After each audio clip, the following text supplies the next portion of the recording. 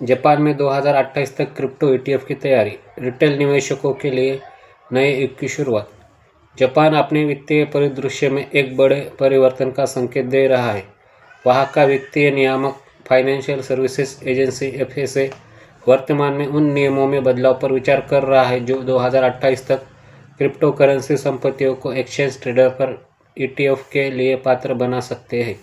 Nikkei के एक report के अनुसार यह कदम जापान के ऐतिहासिक रूप से सतर्क रूप से एक महत्वपूर्ण बदलाव है जो बिटकॉइन और XRP जैसे डिजिटल संपत्तियों तक आम खुदरा निवेशकों की पहुंच के द्वार खोल सकता है।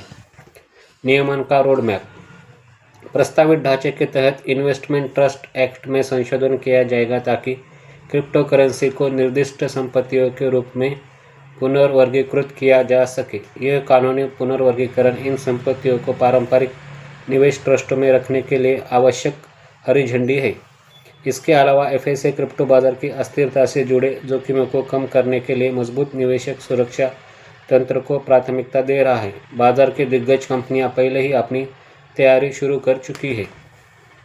खबरों के अनुसार नोमुरा होल्डिंग्स और SBI होल्डिंग्स इस दौड़ में सबसे आगे है और टोक्यो स्टॉक एक्सचेंज के लिए विशेष रूप से क्रिप्टो लिंक ETF उत्पाद विकसित कर रही है। SBI विशेष रूप से मुकर रहा है जिसने पहले बिटकॉइन को XRP या सोने के साथ जोड़ने वाले अभिनव डुअल ETF की योजना साझा की थी।